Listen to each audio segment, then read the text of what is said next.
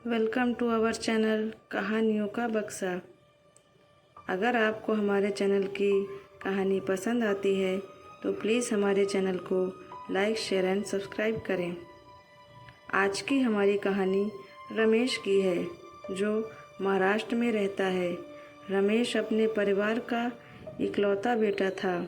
उसने अपनी पढ़ाई पूरी करके एक कंपनी में काम करना शुरू कर दिया था।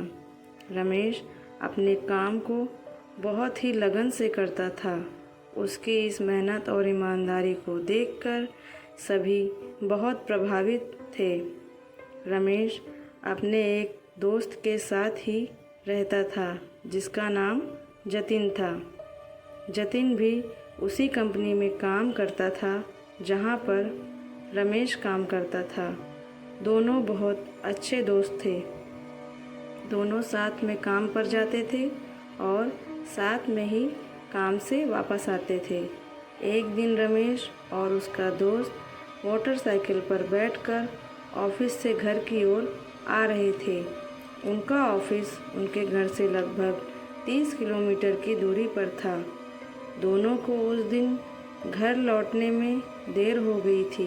रात के लगभग 1 बजने वाले थे।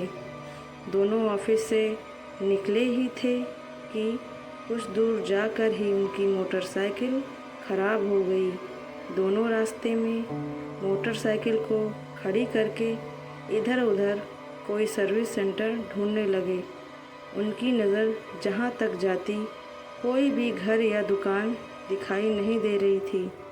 आज उन्होंने किसी दूसरे रास्ते से आने का तय किया था और आज ही उनकी मोटरसाइकिल बीच रास्ते में खराब हो गई थी। दोनों को अपने लिए हुए उस फैसले पर पछतावा हो रहा था कि उन्होंने यह क्यों तय किया था। अब दोनों की समझ में कुछ भी नहीं आ रहा था कि आगे क्या करें। मोबाइल में भी कोई नेटवर्क नहीं आ रहा था। दोनों एक दूसरे की ओर देखकर यही सोच रहे थे कि आज उन्होंने यह फैसला क्यों किया। रास्ते पर 1-2 लाइट ही जल रही थी। बहुत देर तक दोनों बैठकर किसी मदद की तलाश में आंखें बिछाए रास्ते की ओर ही देख रहे थे। लगभग 20 से 30 मिनट के बाद उन्हें एक बस आती दिखाई दी। वह बस उन दोनों के सामने आकर रुकी और बस के ड्राइवर ने कंडक्टर को नीचे उतरकर देखने को कहा कि नाका आया या नहीं।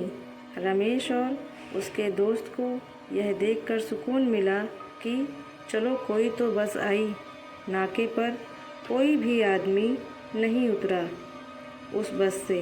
रमेश और उसका दोस्त दोनों उस बस में जाकर बैठ गए। बस पूरी तरह से यात्रियों से भरी हुई थी। दोनों ने देखा कि बस में ज़्यादातर बच्चे ही थे। उन्हें खड़े होने की भी ठीक से जगह नहीं हो रही थी।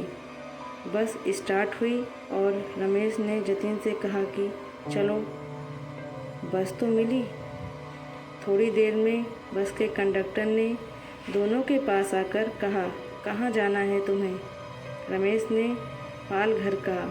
कंडक्टर ने मुस्कुराते हुए कहा, अच्छा।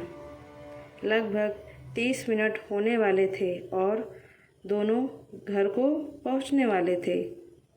बस उनके घर के गली में जाकर रुकी और दोनों बस से नीचे उतरकर अपने घर के अंदर चले गए। दोनों ने घर पहुंचकर चैन की सांस ली। रमेश ने जतिन से कहा कि अगली बार से हम किसी भी नए रास्ते से आने या जाने की कोशिश नहीं करेंगे। जतिन ने कहा, हमारी मोटरसाइकिल तो वहीं पर है। इस पर रमेश ने कहा कि कल सुबह जाकर ले आएंगे, अभी सो जाते हैं। इसके बाद दोनों सो गए। अगले दिन सुबह रमेश और जतिन एक मैकेनिक को साथ लेकर वहां गए जहां पर उन्होंने अपनी मोटरसाइकिल को रखा था। जब दोनों वहां पहुंचे तो मैकेनिक ने जब देखा कि यह इलाका तो नाका है तो उसने रमेश से कहा कि आपकी मोटरसाइकिल यहाँ पर ख़राब हुई थी। क्या रमेश ने कहा। हाँ। रमेश ने पूछा कि क्यों, क्या हुआ, तुमने ऐसा क्यों पूछा। तो इस बात पर मैकेनिक ने कहा कि आप दोनों घर कैसे गए थे। रमेश ने कहा कि हमें एक बस ने घर तक छोड़ा था। अच्छा हुआ कि वो बस हमें मिल गई थी, नहीं तो पूरी रात हमें इस इलाके में ही बितानी पड़ती। मैकेनिक ने जब ये सब सुना तो उसने कहा कि वो बस रोज़ 1 बजे ही यहाँ से गुज़रती है और वह बस कोई आम बस नहीं है। जतिन ने कहा, मतलब क्या है तुम्हारा कि बस आम नहीं है। मैकेनिक ने कहा कि आज से लगभग 6 साल पहले इसी नाके पर एक बस दुर्घटना हुई थी जिसमें ड्राइवर, कंडक्टर समेत लगभग 30 यात्री मारे गए थे, जिसमें सबसे ज़्यादा मरने वाले बच्चे ही थे। बच्चों का नाम सुनकर जतिन ने कहा कि हम कल जिस बस में गए थे उसमें भी बच्चे ही ज़्यादा थे। मैकेनिक ने कहा कि तब से अब तक कई लोगों को उस बस समेत ड्राइवर, कंडक्टर का छलावा नज़र आता है। रमेश कहता है कि ये सब बेकार की बात है, जबकि जतिन यह सब सुनकर काफ़ी घबरा गया था। रमेश ने कहा, ये सच नहीं है। इस पर मैकेनिक ने कहा कि अगर तुम्हें यह सच नहीं लगता तो तुम आज रात फिर से 1 बजे बस का यहीं नाका पर इंतज़ार करना, तुम्हें पता चल जाएगा। रमेश को मैकेनिक की बात पर ज़रा सा भी विश्वास नहीं था, तो उसने कहा कि ठीक है, मैं आज रात ही देख लूँगा कि तुम सही हो या गलत, तुम सही कह रहे हो या फिर झूठ। जतिन रमेश से कहता है कि हमें दोबारा नहीं जाना चाहिए।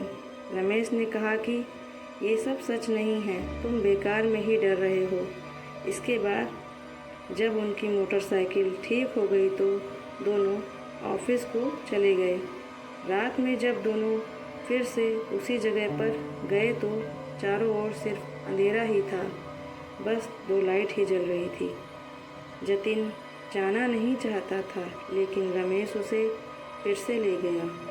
दोनों 1 बजने का इंतज़ार कर रहे थे। दोनों अपनी घड़ी की ओर देख ही रहे थे कि कुछ समय बाद इंतज़ार करने के बाद दोनों को बस आती दिखाई दी। ड्राइवर फिर से वही शब्द कंडक्टर से कह रहा था। इसके बाद दोनों बस में चढ़ गए और बस में चढ़ने के बाद दोनों ने जो देखा उसे देखकर जतिन के होश उड़ गए। उस बस में फिर से उतने ही बच्चे थे जितने कल थे।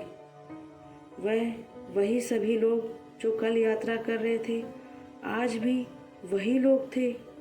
जतिन ने रमेश से कहा कि ऐसा कैसे हो सकता है कि कल जिन्होंने बस में यात्रा की थी वही सब आज भी हों। रमेश भी पूरी बस को अच्छी तरह से देख रहा था। उसने भी यही सोचा कि ऐसा कैसे हो सकता है। जतिन कहता है कि मैकेनिक ने जो भी कहा था सब सच था। इसके बाद रमेश और जतिन दोबारा उस रास्ते से कभी नहीं गए।